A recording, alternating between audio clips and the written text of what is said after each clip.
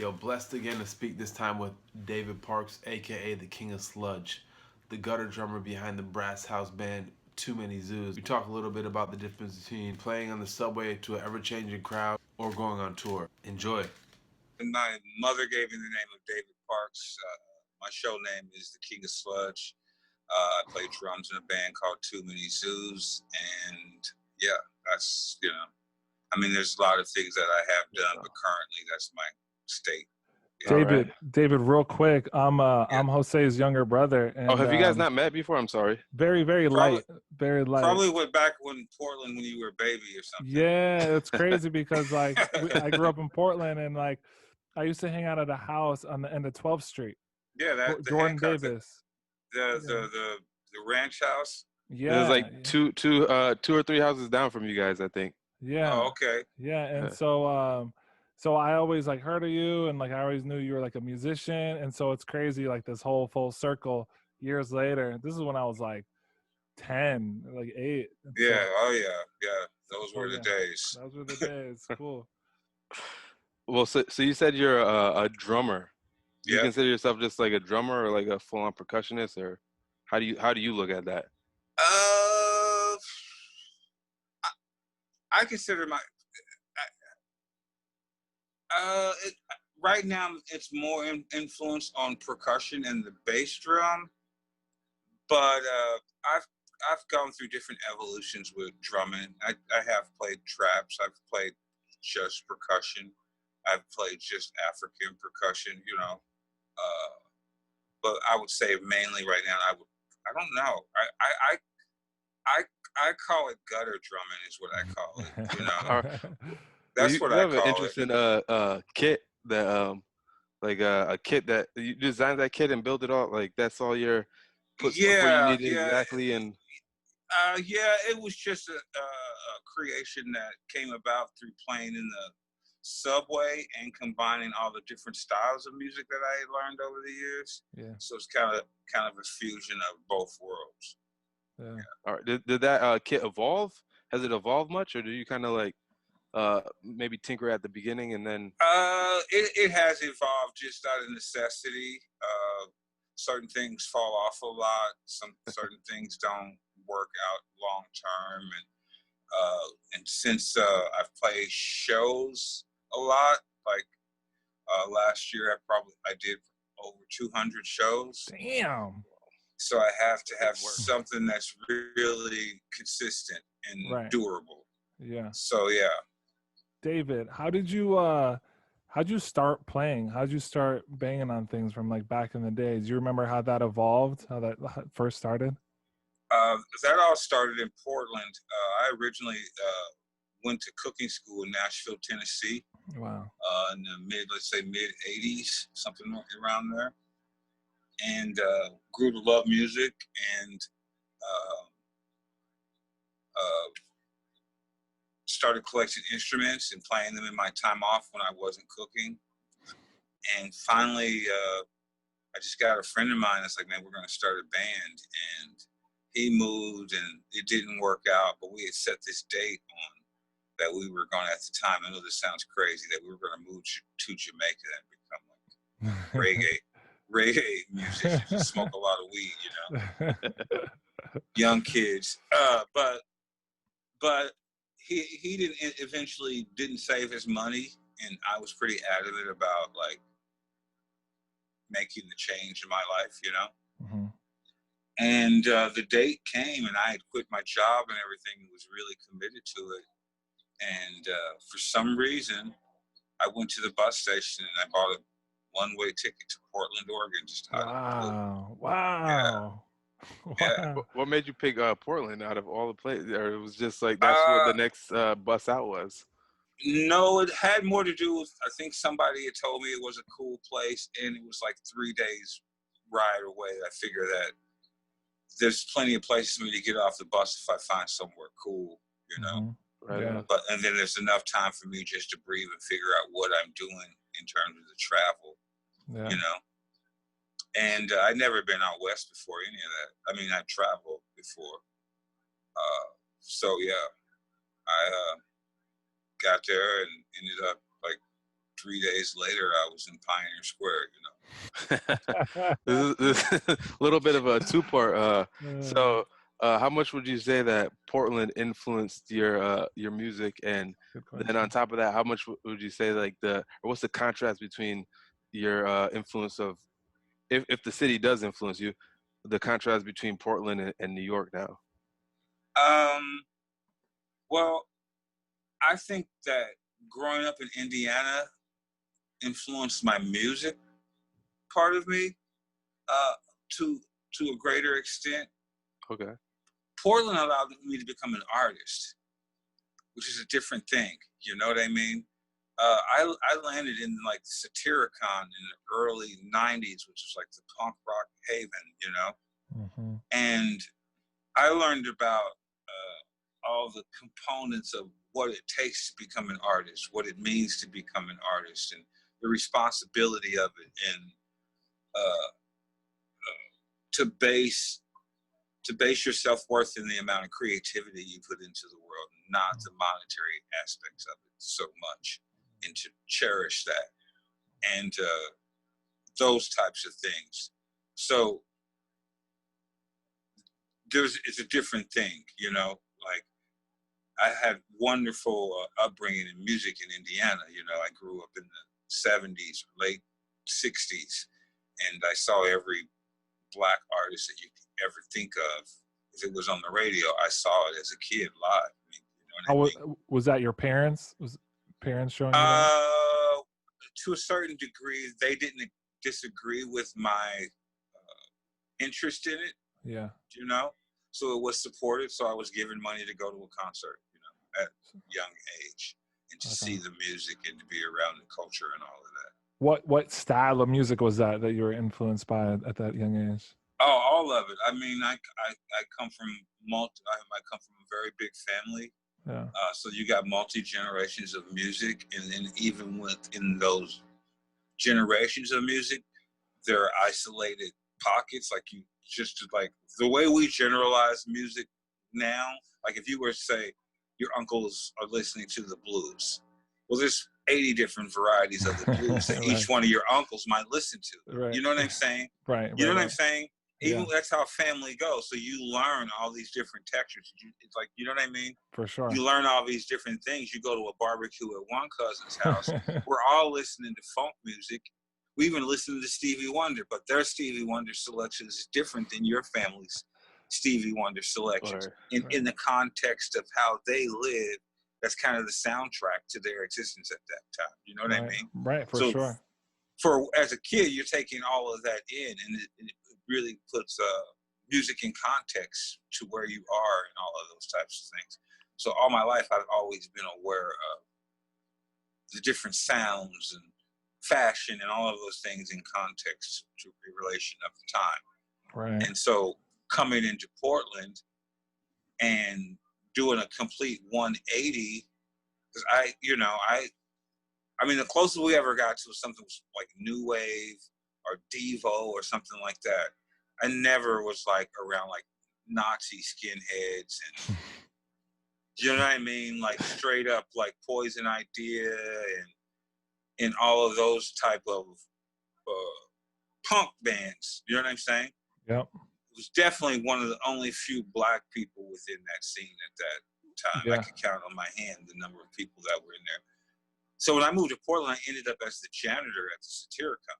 Wow, yeah. Like my third day in Portland. Can you imagine that? My third day in Portland, I was my third day in Portland, I was in a band.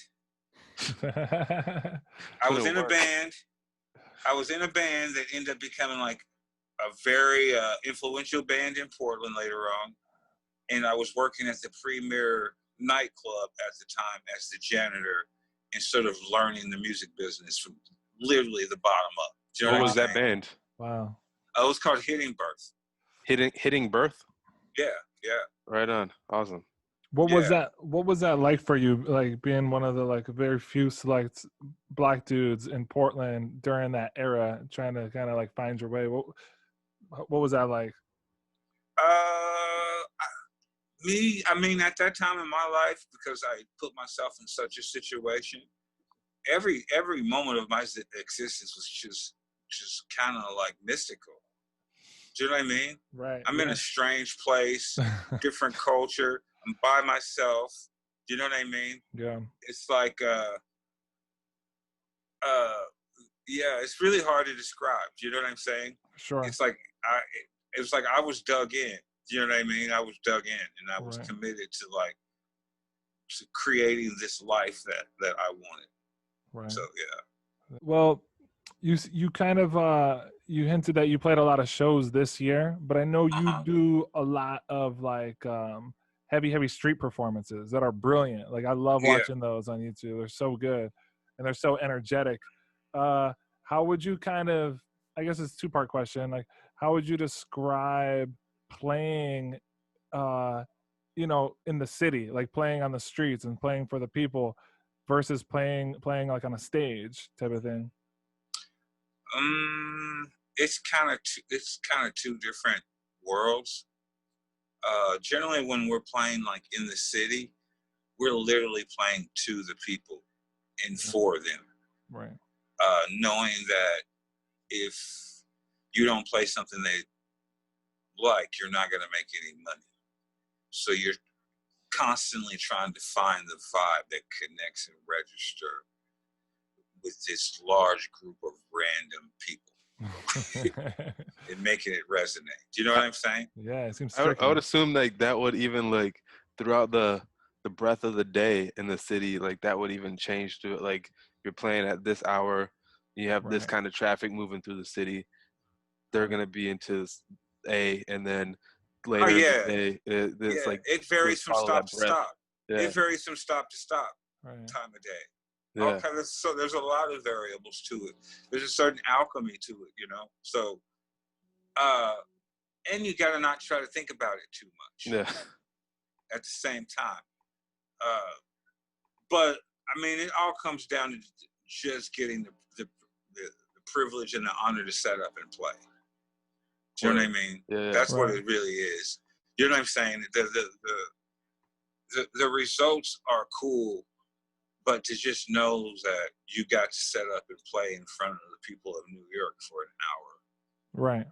And no one killed you or tried to hurt you, or you know what I mean. So many things could happen.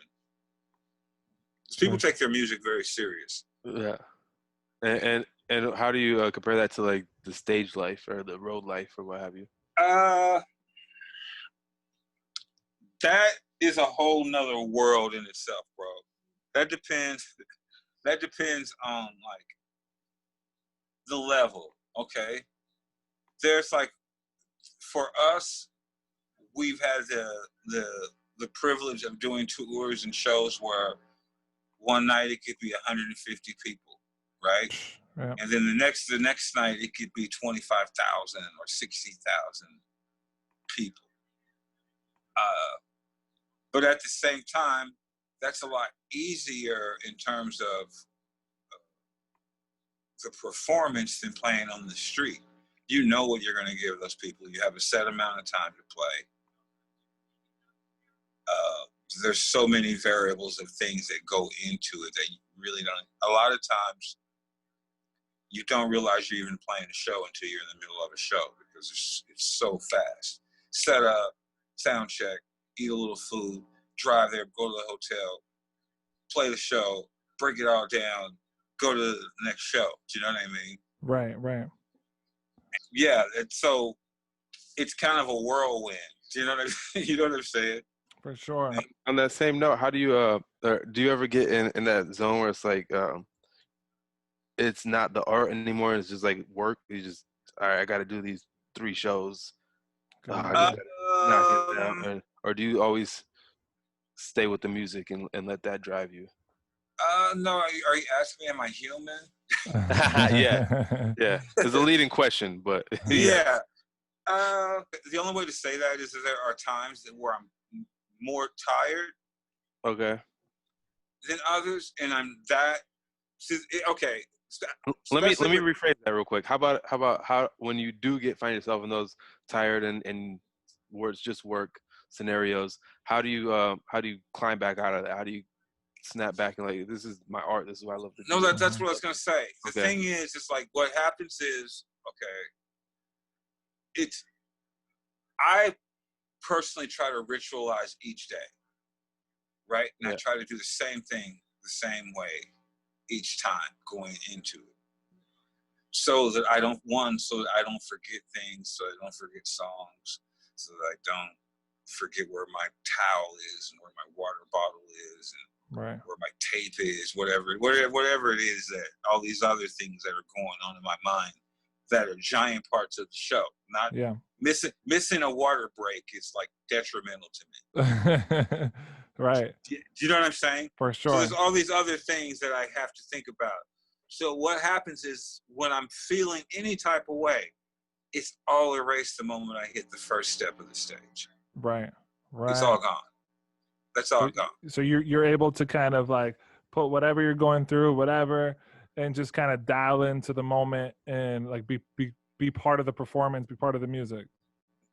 It's one, it's adrenaline, and two, it's like I really approach each one as a war.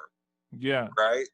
And each person that's bought a ticket to see me is a victim. And if I didn't slay them with that show, then I feel disappointed in myself. Do you understand what I'm saying? For sure. So it's not, and it's not necessarily about them. It's just that every artist or musician, by the end of a tour, if you're a professional and you're really good, you're at your peak of performance by the end of your tour. Right. Okay. Yeah. Do you know what I mean? You're like, it's like training. You're like you're like Scottie Pippen and Michael Jordan. Yeah. It's like at the playoffs for sure. You've ran the set, you've done all the variables, the feedback has happened, the cord has come unplugged. Yeah. This hasn't worked, that hasn't worked. You know what I mean? You fine tune it. Yeah. At a certain point, you're just focused in on playing the show.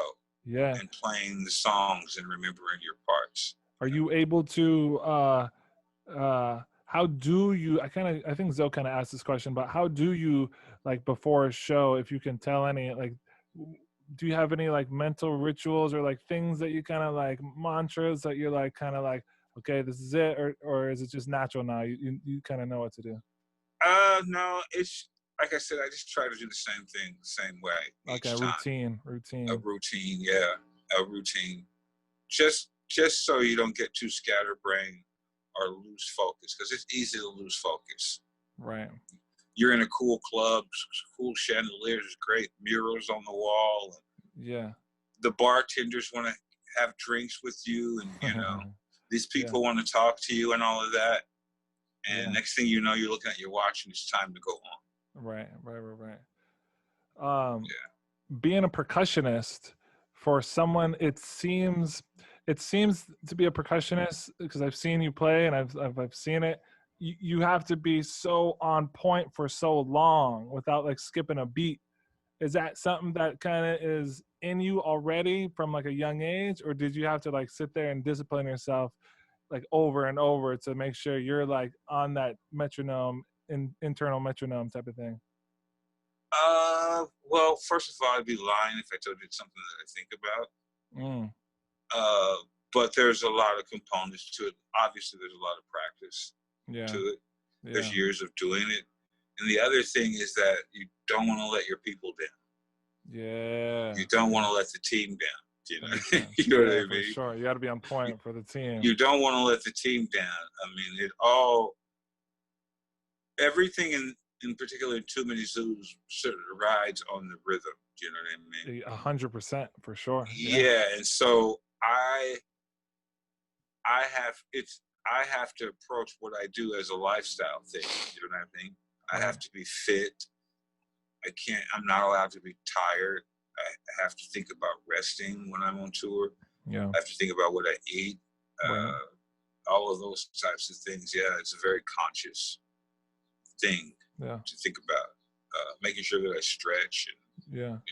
Do you like going on tour? Is that something you like enjoy? I do like going on tour. there's two factors to it.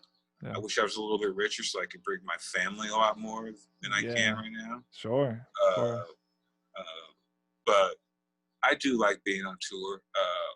It's kind of scary sometimes, but yeah, I do like being on tour. Yeah. I mean, before you guys get to the tour or even to the stage, you guys have to create these songs that you guys know you're playing together. How does that process work with Too Many Zooz? Who writes what, and how do you guys all build that all together as to make a cohesive song? It really depends on the song, but a lot of a lot of our stuff comes from improvisation, and we just learned to communicate in a certain way from playing in the subway. And we play a style of music that we've called brass house, and with that, there's sort of a communication that we can speak within it. Mm-hmm. There's sort of a language to it that we can speak to each other to send hints as to where we're going and what standard element in brass house that we're going to that we all know.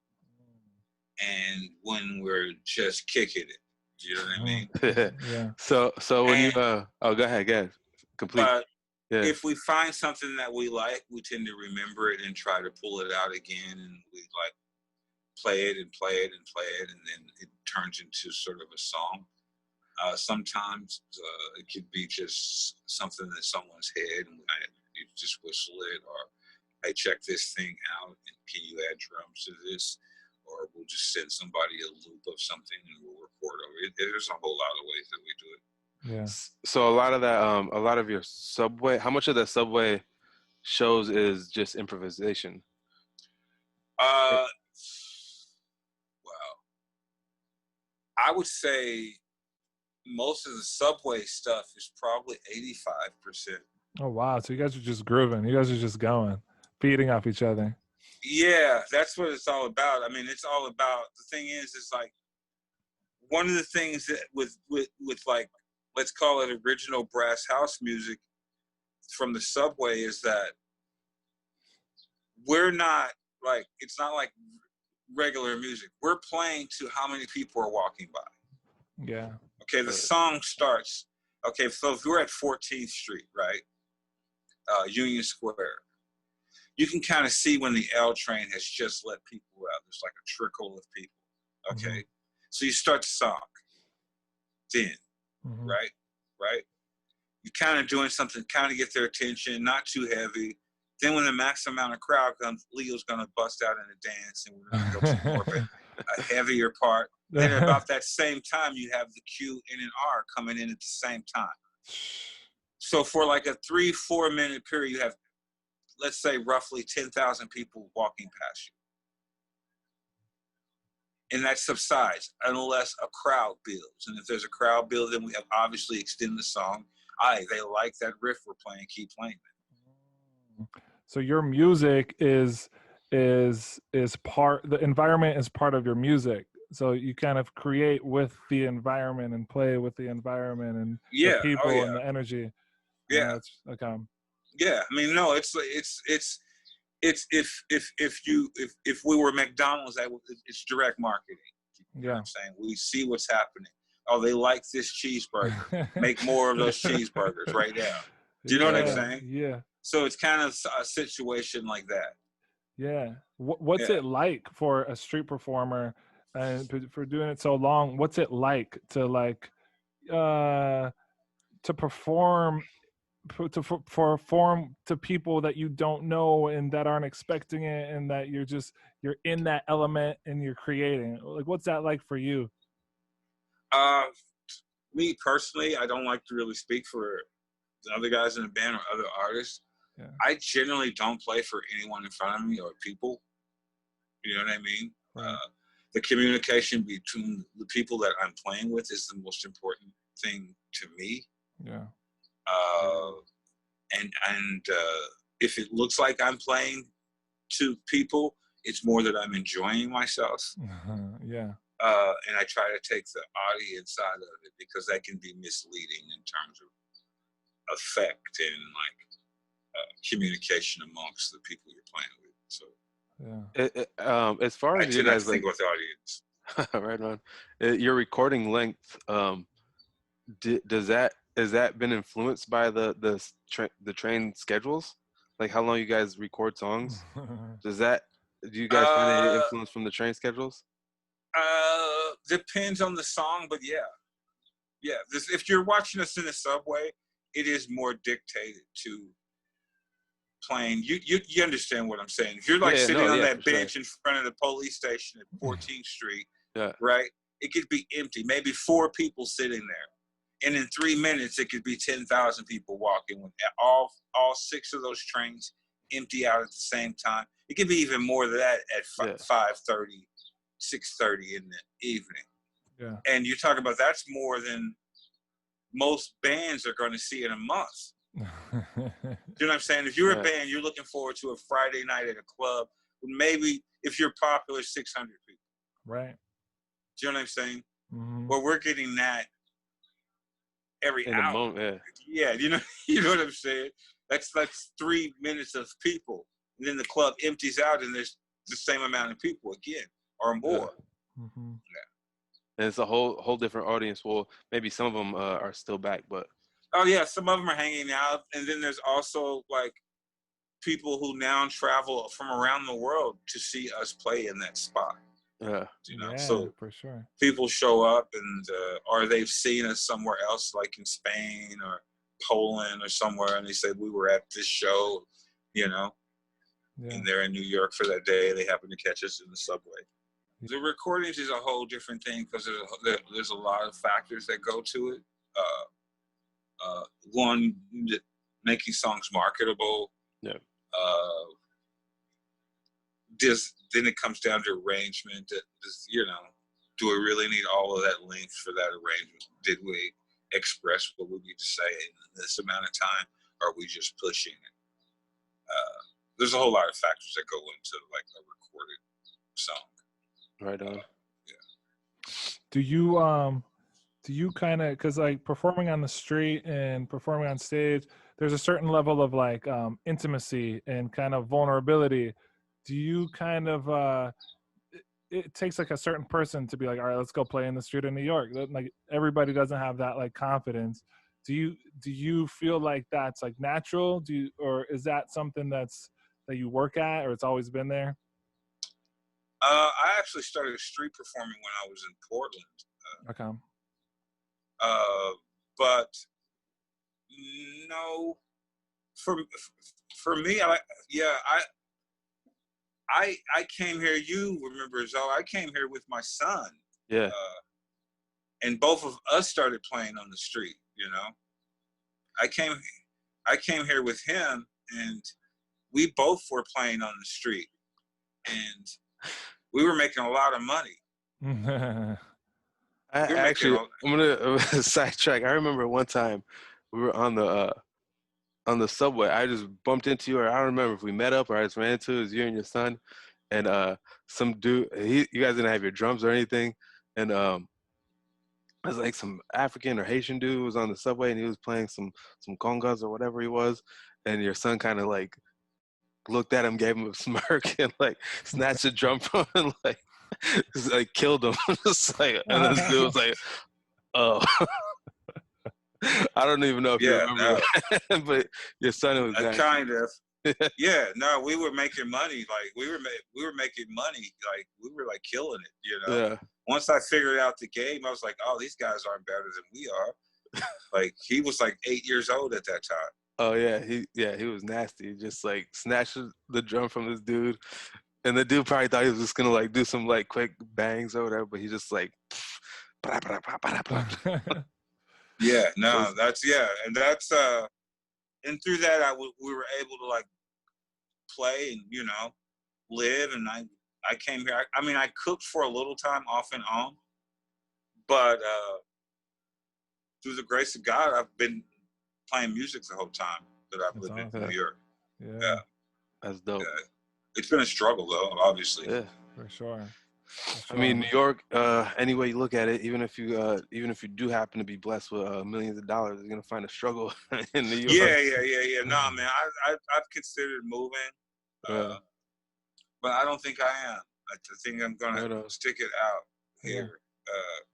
I was thinking about LA, and you know, but I think I'm gonna just stick it out here. You feel like New York has changed in the last 10 years, 5 years? Oh yeah, that's the thing is like you hope so.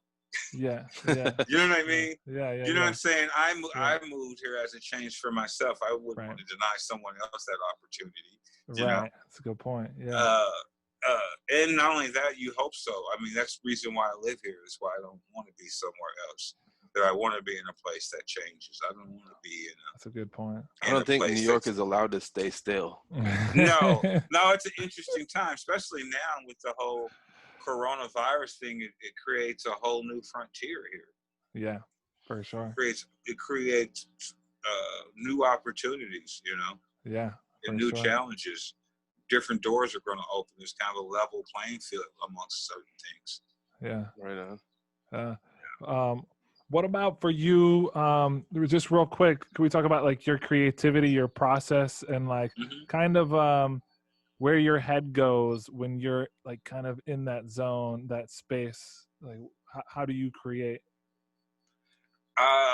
It depends on the situation. Do you mean more live? Do you mean how do you mean? More so when like you're not live, but you're kind of, you know, you're at home and you have that energy where you want to create something new, whether it be music or art or anything.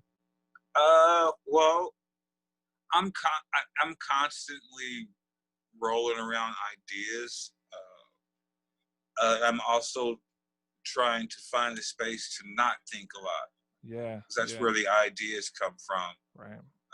There's also a lot of like business decisions. It's, especially when you're in the music business, you have to live so many months ahead of time. Yeah. And the whole Corona thing is like cleared out our schedule for the next 6 months. Yeah. Whereas my schedule was booked for the next 2 years. Yeah. Wow. Do you know what I'm saying? Wow. So that's a giant transition there. So it's kind of a scramble to fill in the blanks and try to reorganize and like everyone is having to do right now. So that's a giant challenge in itself to try to refocus and not go back to thinking the way you used to think when things have changed, you know? Yeah. Right. Definitely. Yeah. Is there anything you want to plug? Any socials, social media? Well, if somebody wants to talk websites? to me, they can find me, my personals at the King of Sludge on Instagram. Check out toomanysooz.com if you haven't checked out the band. And yeah, man, it's a cool thing y'all doing, man. Keep it up. Send me the link. Appreciate your time. Yeah. Yeah, man. Sure. Maybe we need to get you guys out live or something to do it on the set sometime. Oh yeah. All right. Thanks, guys. David, it was a pleasure. I appreciate you taking the time to talk to us. Yeah. Peace. See you, brother.